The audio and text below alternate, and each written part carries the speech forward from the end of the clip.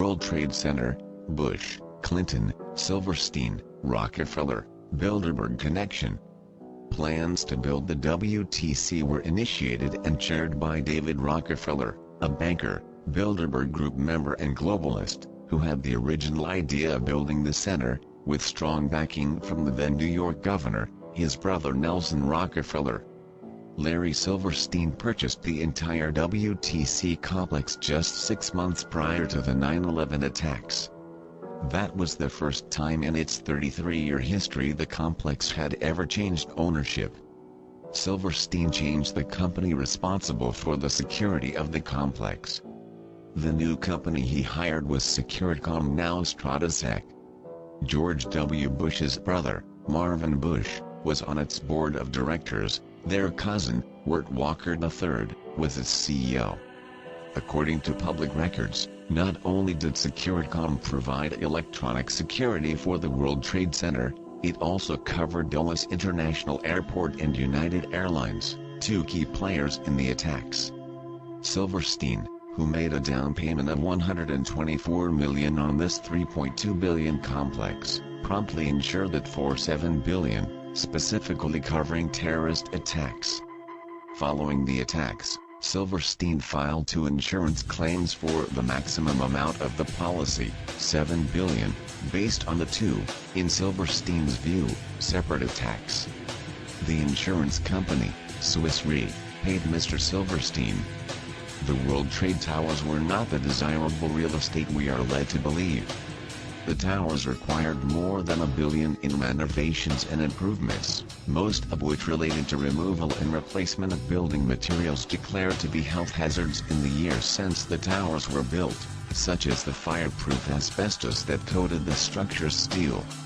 On several occasions the Port Authority attempted to get permits to demolish the building for liability reasons, but was turned down due to the known asbestos problem.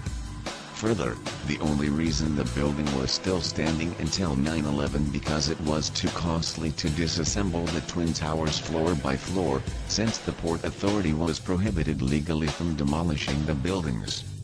The projected cost to disassemble the towers, $15 billion. How could Silverstein Group have been ignorant of this? How convenient that a supposedly unexpected terrorist attack demolished the buildings completely. WTC Building 7 was a part of the WTC complex, and covered under the same insurance policy. This 47-story steel-framed structure, which was not struck by an aircraft, mysteriously collapsed 8 hours later that same day into its own footprint at nearly freefall speed, exactly in the manner of the Twin Towers. How could this have happened? Mr. Silverstein gave the world the answer when he slipped up during a PBS television interview a year later, on 9/11/2002.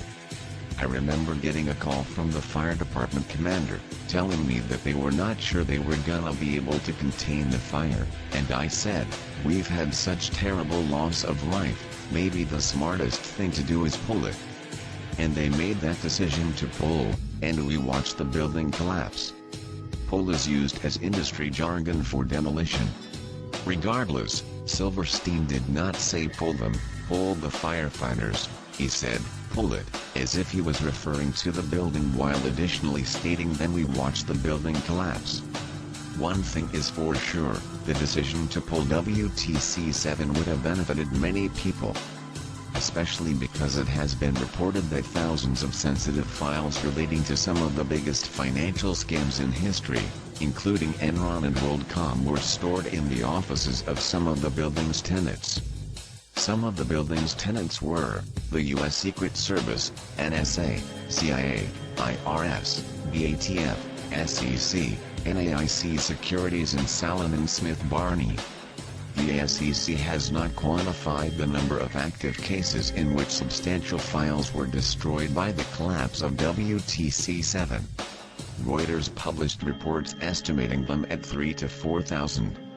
They include the agency's major inquiry into the manner in which investment banks divvied up shares of initial public offerings during the high-tech boom. Ongoing investigations at the New York SEC have been dramatically affected because so much of their work is paper-intensive. Inside WTC-7 was the U.S. Secret Service's largest field office with more than 200 employees. All the evidence that was stored at 7 World Trade, in all our cases, went down with the building, according to a U.S. Secret Service special agent. Interestingly, FEMA had arrived and was on scene the night before. Released, September 2000, Project for a New American Century, a neoconservative think tank released a report called Rebuilding America's Defenses, where it states the process of transformation is likely to be a long one, absent some catastrophic and catalyzing event, like a new Pearl Harbor. We are on the verge of a global transformation. All we need is the right major crisis and the nations will accept the New World Order. David Rockefeller, September 1994, Bilderberg Group founding member, a group, their own documents show is pushing for a world government, integrating the United States with Mexico, Canada and population reduction. Even if you do not believe that 9/11 was a conspiracy as the overwhelming evidence supporting this shows, regardless, you have to at least understand that 9/11 was then allowed to happen by our government given the countless prior intelligence. Some of that intelligence includes: during Bill Clinton's term as president, the Sudanese government actually had Osama bin Laden and wanted to turn him over to our government. Instead, our government responded by firing a missile at the Sudanese.